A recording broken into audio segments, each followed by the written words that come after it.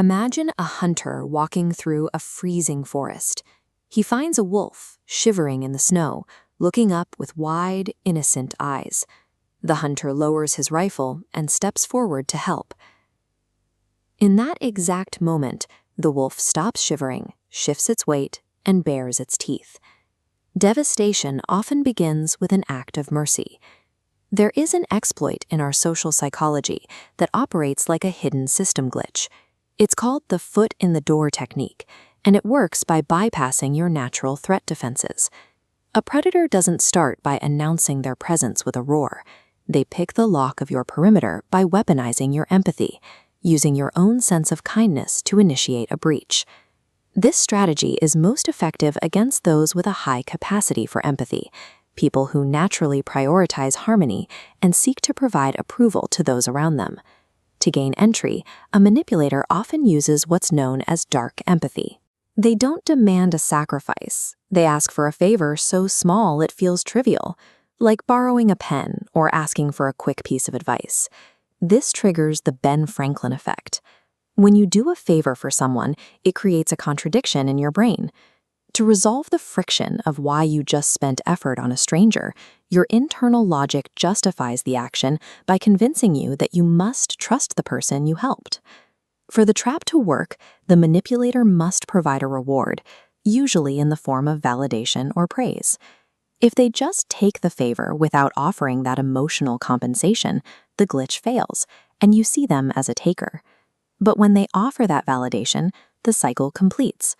Your innate kindness is no longer just a virtue, it has been flipped into a vulnerability. Once that initial foot is in the door, why does saying no to a much larger subsequent request feel so difficult? In 1966, Stanford researchers Jonathan Friedman and Scott Fraser proved how this mechanism works through a field study that changed how we view social influence. They approached homeowners in a California neighborhood with a request that almost no one would accept, putting a massive, unsightly "Drive carefully" sign on their front lawns. But for one group, they added a prerequisite. Days earlier, they asked these homeowners to perform a tiny, unrelated favor, simply answering a few questions about household soaps. This table shows the experiment's compliance rates. The first column represents homeowners asked only to put up the sign. Just 22.2% agreed. However, the performance row shows that for those who first agreed to the soap survey, compliance shot up to 52.8%. That initial minor agreement changed how the subjects saw themselves. By complying once, they became, in their own eyes, the kind of person who cooperates with such requests, making a later refusal feel like a betrayal of their own character. This works because of cognitive dissonance. The human brain is hardwired for consistency.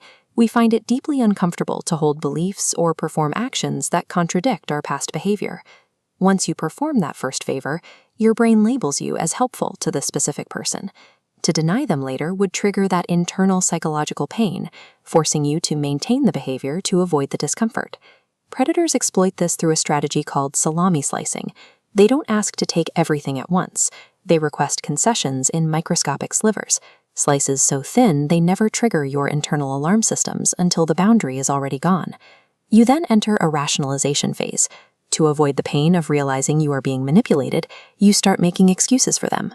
You tell yourself they are just having a hard time, or that their minor threats aren't a real problem. Your own mental drive for logical consistency is now doing the predator's work for them, suppressing your intuition to maintain the illusion of a safe relationship. As these tiny concessions accumulate, the victim reaches a state of total boundary collapse. The constant pressure results in severe emotional exhaustion and a deep, quiet resentment toward the manipulator. When a manipulator controls your small choices, they can introduce a cycle of intermittent reinforcement, alternating between verbal abuse and sudden showers of affection. This is how trauma bonding takes hold. The victim becomes emotionally anchored to the person causing the distress. You feel simultaneously controlled and unhappy, yet the idea of ending the relationship feels more distressing than staying. This is the ultimate success of the glitch. It leaves you feeling as though you are the one responsible for the situation you are in, making the exploitation feel like your own choice. Patching this glitch requires a conscious effort to build a neural shield. It begins with realigning how you respond to the very first request. You have to train yourself to spot the foot. This means recognizing those tiny, seemingly harmless requests the moment they brush against your core values, and realizing that saying no early is the only way to prevent the escalation. You must define your absolute limits, your maryada, long before any external pressure is applied. Setting a rigid perimeter now allows you to deflect incursions before they have a chance to take root. Remember that every unprincipled concession you make today hands a weapon to a manipulator tomorrow. Activate your mental alarms.